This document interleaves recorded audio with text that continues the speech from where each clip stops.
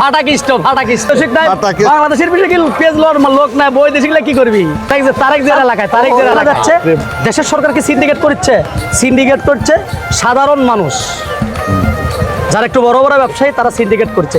আমি মনে করি যে বাংলাদেশের মানুষ এরা সিন্ডিকেটের বেশি, দেশের সরকারের দোষ দিব কি? ব্যাপারের আগে কৃষক মরবে এখন। আমি মনে করি পেজার আবাদ কৃষক যদি না করে সেটা সবচেয়ে বেটার হয়। হ্যাঁ, আমি চাই যে বাংলাদেশের পেজ অন্য দেশে যাক, এটা আমার চাওয়া। ৬,৫০০ টাকার গাড়ি ভাড়া ৮,৫০০ টাকা দিচ্ছি, ড্রাইভারের মন ওঠে না। খাটের তলায় পেট্রোল পাওয়া যায়, পুকুরের পানির নিচে ডিজেল পাওয়া যায়। দর্শক আসসালামু আলাইকুম।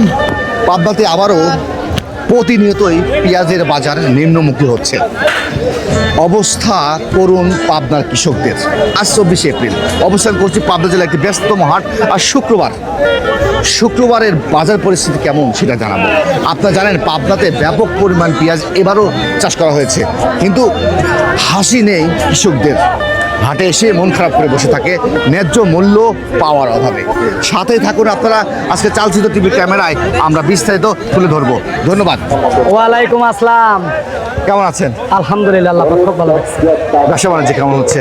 মোটামুটি ভালোই চলে, ভালোই চলতেছে। কিন্তু এভাবে যদি ব্যবসা হয় ব্যাপারীও বাঁচবে না, কৃষকও বাঁচবে না। ব্যাপারের আগে কৃষক মরবে এখন। কারণ বাধায় পেয়েছে ১১০০ টাকা মূল, নিম্ন বাজার ৯০০। ১ কেজি পেট্রোল কেনা লাগছে এলাকার মেলা খোলা বাজারে কিনতে গেলে লাগছে ২৫০ টাকা।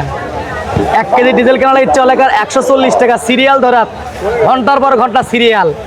এভাবে ডিজেল পেট্রোল যদি মনে করো যে যারা ব্যবসা বাণিজ্য করে তা তো মোটরসাইকেল চালাতে অসুবিধা হয়, আর যারা কৃষক ১ কেজি ডিজেল কিনতে গেলে ওর অবস্থা টাইট। সেদিনকে সারাটা দিন করে মাটি ডিজেল কিনতে পারবি না। তারপরে পরিবহনের অবস্থা তো আরো অবস্থা। হ্যাঁ, ৬,৫০০ টাকার গাড়ি ভাড়া ৮,৫০০ টাকা দিচ্ছি। ৬,৫০০ টাকার গাড়ি ভাড়া ৮,৫০০ টাকা দিচ্ছি, ড্রাইভারের মন ওঠে না।